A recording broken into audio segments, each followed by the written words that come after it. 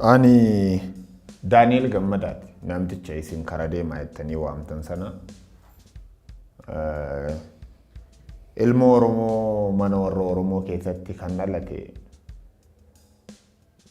lixa Oromiyaadhaa ona warra Sibuutti dhaladhe. Kanan fakkaata. Madda Olaabuu Yuunivarsiitiin giraajuweetii godhee muummee injiineriingiidhaatiin kotamii yookaan konistiraakshን teekinooloojii and manaajimentiidhaatiin giraajuweetii godhe. Kanan fakkaata gabaabamatti. Gargaaruun baay'ee duroomu yookaan immoo baay'ee namarraa hafuun gaafatu. Gargaarsaatiif namni nama ta'uu qofti ga'a. Ani nama laga baay'ee irra ce'ee dhufeef waan baay'ee argee dhufe. Nama moo siree du'aarraati uummata amma liqii ofirraati baasaa jiru kanaatiin ka'edha. Nama gola rakkinaa danuu argee, nama agabuu bulee argee, nama rakkatee argee, nama dhukkubee argee, nama miidhamee argee, nama dhabee argee, nama moo namni nama dhabe attam akka ta'u sirriitti beekudha. So maaltu si kakaasee jedhanii na gaafatu. Silaatii wanti kun sababa of daganneetiif malee wanta gaaffii ta'u miti.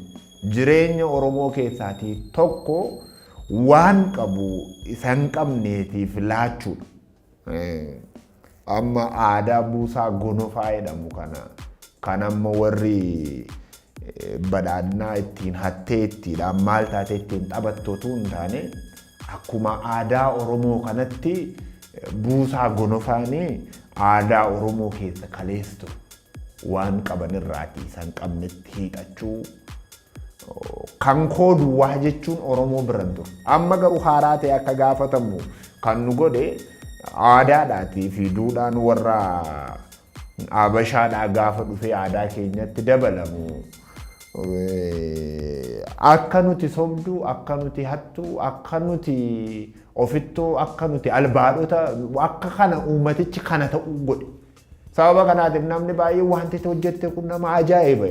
Wanta nama ajaa'ibuu hin qabne Oromoon akkuma jireenyaa keessatti akka toora tokkotti lakkaa'aa wanti inni ture. Namoonni baay'een akka ajaa'ibaatti lakkaa'u. Because Oromoon mana hin qabu osoo hin taane duruu mana qaba, duruu jireenya qaba, duruu lafa qaba. Garuu ofittoo miti, albaadessa miti, hattuu miti. Ana qofaan jedhu nan geenye jedhu akka har'aadhaa yoo asii yoo har'a mana ijaaree bor mana biraa yoo har'a nyaate galgal nyaata biraa yoo amma dhugee amma dhugaatii biraa akka kanaa miti. Wal of ilaala, ollaa ilaala, wal ilaala. Kanaatiif namoota baay'eetti haaraa ta'a. Anaaf haaraa miti. Akka naaf haaraa hin taane immoo daa'imummaa kiyya akaatee namni beeku beeka. Ani akkasumatti hin guddadde, akkasumatti hin dhalle, akkasumatti hin guddadde. Abbaa kiyyaaf haadha kiyya irraatii barachaa. Haati kiyya noormaalii jireenyumti ishee guutuun ishee lafa kaastee amma jireenya har'a jiraaddetti haati kiyya nama gaarii. Haati kamuu nama kamiif gaariidha garuu haati kiyya adda. Sababni isaa hamma har'aatti dhaladhee badii irratti hin argine. Lammaffaa utuu mana keessa jiruu moo ollaa keenya namni tokko guyyaa tokko agabuu buleera ta'e namni tokko moo rakkatee dhufee haadha kiyya waa gaafatee dhabeera taanaan sobduudha. Sababni isaa haadhi kiyya hin sobdu waan ta'eef ishee gaafachuu danda'a. Waan gaariin burqaan isaa guddaan haadha kiyya keessaati utuu inni dhangala'uun hargaa guddaa. Namoota wanti kun haaraa itti ta'ee ajaa'ibsiisu. Na dhibee baay'ee wanti itti goote namoota jedhanii nan aara gaafa nargu. Sababni isaa waan akkasii argaa hin guddanne jechuun malli isaanii daameejii warra Habashaa harkatti daameejii ta'ee jira jechuudha.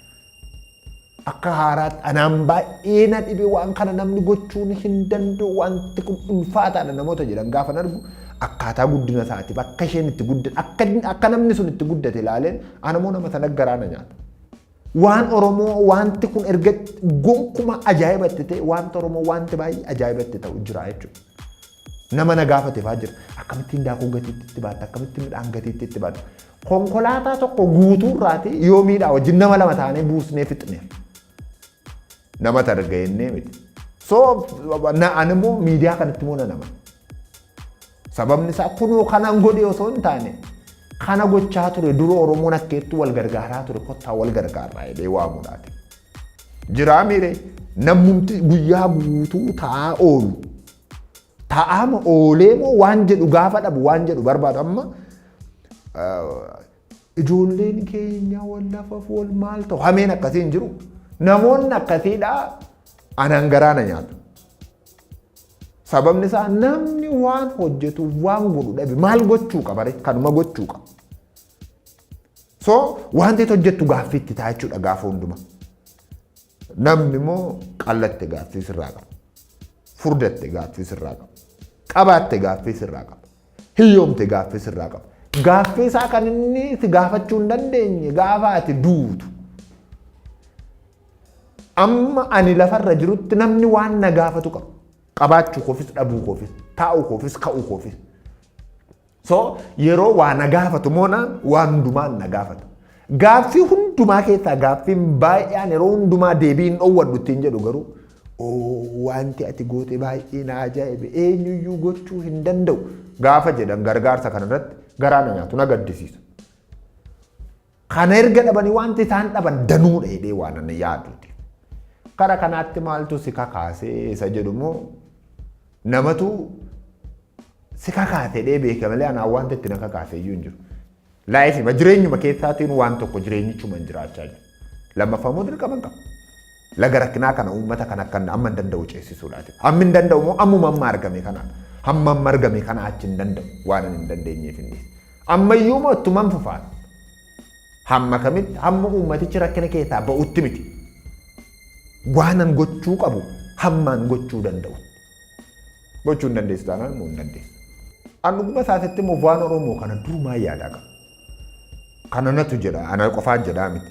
Namoonni dugda kiyya duuba jiranii fi namoonni daa'imummaadhaatiin na wajjin guddatan yoo gaafatte sitti. Fakkeenyaatiif amma warra akka Odaa Saffaafaa hiriyaa kiyya ijoollummaa warra akka Milkoo fa'aa. Namoonni kun Milkoo kanatti jedhu Milkiyaaf Darajjee uummataa kun nama wajjiniidhaatiin kutaa 11 12 baradhee yuunivarsiitii giraajuweetii waliin godhee daa'imummaa kiyya gara akka Daabulee fa'aatti yoo deeme sitti waan Oromoodhaa daa'imummaa kaasee mataa keessaa qaba. Rakkoo Oromoodhaa nan arga. Attamitti argitaa jedhanii na gaafatu. Ilma argaan gaafa hundumaa nan barbaada. Maal rakkatee jira uummati kun? Hin danda'u yoo hin ta'e nan dhiisa nan danda'a yoo hin ta'e nan yaada. Gochuun qaba yoo wanta gochuu danda'udha yoo ta'e sodaa malee hin godhu. Anaan sodaa irraati ceeruma bilisa kan na baase rakkoo Oromoo ijaan arguu kiyya. Yeroo hundumaa fookas gootee uummata kana ilaalta taanaan quuftisaas beellisaas sitti argama. Yeroo quuftisaas beellisaas sitti argamu yeroo inni quufu atuu quufaadha uummata sana keessaa tokko waan ta'eef yeroo inni beela'u immoo yoo nyaachaa jirte ta'e illee dukkaa beela'uun dirqama kee. Kanaatiif rakkoo Oromoodhaa nama biraan natti argisiisa miti nan arga. Because ani Jimma, ani Wallagga, ani Shawwa, ani Hararge, ani asii Boorana, asiitii Baaleedhaan warra see koomaandoota warra Maccaaf Tuulamaa hunduma isaaniidhaan ani Oromoo. Oromoo gaafa taate rakkoo Oromoo hundumaa arguu wanti si danqu hin jiru. Afaan tokko dubbattaa amantaan gargar ta'uu dandeessa. Dhiiga tokko waliin qabda, lafee tokko waliin qabda, foon tokko waliin qabda. Eenyuyyuu gargar baasuu yoo kan hin dandeenye yoo duutee biyyootti dabalamteeti maqaa uummatichaa waamta. So rakkoo uummata sanaa nama qubatti qabee natti argisiisaa miti. Imaan arga. Gaafan arguu waan hin danda'u godha. Akka sanfiin jedha. Kadhachuun natti hin tolu. Ani isa dheeboteef beela'edha.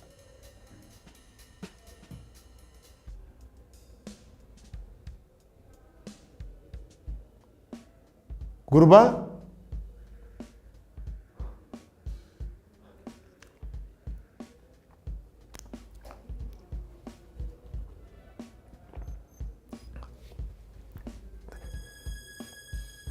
ilma koo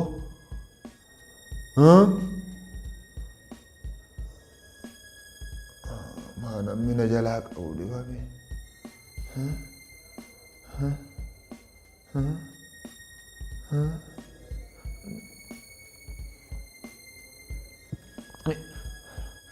Bishaanuma xinnoo ishee bishaan xinnoo ishee aayilaandii xinnoo baattee jirtu bishaanuma xiqqoo ishee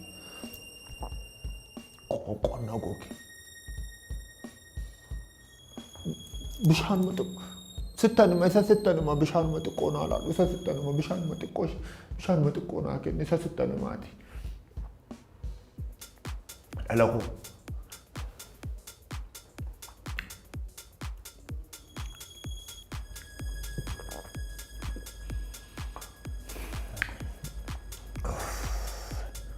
ألاكو وان أدون أبين فيات إبفا شو كان تيرجمون أبين ألاكو إبوتين إبون سناركت أنا المكة كيدي كنا باي إنكم روم هالقوت هالقوت هو لا كنا تقول بتوفي ديتو بشان ما قد دبرتين بشان ما واقع إبوتين مجاكو تو أرمن سناركت شو لالكو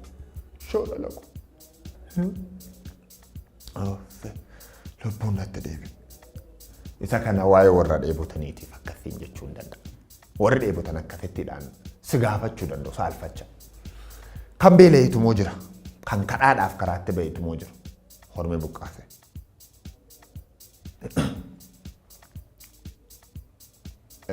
Mucaa koo attam nagaa keedhaa fayyumaa. Anoo wantiin jechuuf maala. Tuun akkeetti si gaafadhu. Tuun akkeetti gaafadhu na dhiisee deema amma mucaan koo. Nasoo barannatti fide maalan godha. Yaa humna dhabuu kooti. Kilaashii koo gaafasi. Kilaashii koo. Gaafa kilaashicha harkaa fuudhe maanan ajjeesnes dhuma koo salphise. Mucaa koo attam nagaa keedhaan immoo naguma fayyaa keeti. Nagaa. Ani immoo harka namaan ilaala. Waan meeqaan harka namaa ilaala. Waan nyaataa dhabnee waan dhugaa. Ani maqaan koo Birboo Terboonis hin jedhama. Birboo Terboonis hin jedhama. Waantan dhabe tokkoyyuu hin qabuun ture. Cumboo, curoorsaa, keessummaa mana koo dhufnaan nyaatee dhugee utuu quufin lafaatiin ka'u manni koo mana eebbifamaa ture. Maali galgaluma tokko kilaashii keenya dhufanii nurkaatii sassaaban fuudhanii naqanii isa nurkaa fuudhan immoo hormatti laatanii hormi kilaashii makeenyaatiin nu kaakka'ee qe'ee keenyaa nu baase qabeenyaa qabnurraa, loon qabnurraa, kaloo qabnurraa, dallaa qabnurraa, waatii qabnurraa dhala keenya warra kaan ija keenya duratti biyyoo wajjin walitti maqan kan haati manaan koo garmeessatti baattee guddiste kan jilba kiyya keessaa bahe dhala kiyya akkas godhaniitu fidanii achiiti qe'ee keenya gadhiisnee lafa keenya gadhiisnee maatii keenya gadhiisneetu baqannee dhufnee asitti gallee jiran malaa kunoo wanta hin beekne aadaa hin qabne amala hin qabne namni waan nyaatu gaafa dhabu moo laalle of nyaata dhala nyaataa kadhaa baane karaa xanoo daabbooma tokkoon ittiin bitadhan jedhe yooma waan xinnoo naa laatte dheen atis dhaluma akkuma dhala kootitti si ilaalee dhumanti gaafadhe mucaa koo harka namaatti nu gashee mangistiinis dhimma keenya dhabee mootummaa silaa durumaayyuu hin qabnu isa inni dhufeera jedhan immoo jaan argaa keenya jibbe waan qabnu nurkaa fuudheetu horma moo nutti gadhiise kunoo amma daandii irratti yaanee sanyiidhaan balbalaatiin lafa keenya gadhiisneetu kunoo harka namaa eeggachaa jirra orma moo hin kadhannu gaasima dhala koo hin gaafadha jedhee dhuman ija jabaadhe. Ija jabaadhee Oromoo waan akkasii akkamu ija jabaadhee gaafa waan butu dhabeen itti kadhadha. Isheen kun immoo kan warra qeedhaaf maatii isaanii irraati buqqa'ee saalfachaa waan gochaa hin turre godhaniiti. Galatooma. Monoloogii kiyya duraa irratti titiisaa utuu waamamin owwaattee utuu hin barbaadamin hin dhufin jedha. Monoloogiin amma ibse moo kan warra dheebotaniitii fi kan warra ormi manarraati ari'ee qe'ee abbaa isaanii gadhiisanii deemaniiti. Isaan kun hammayyuu kadhachaa jiru miti isin gaafachaa jiru bishaan naalaadhaan dhugaa waaqni laateeraaf. Amma moo kan jiru qe'ee irraa buqqa'aniitii fi rakkoo keessa jiran gaafa ibsatan monoloogii ammaadhaatti nan sinitti. Mangistii hin qabnu jedhan tan jedhe moo yeroo monoloogiin jedhe malee yeroo fayyaan jedhe. Qabdu waan taataniif galatooma.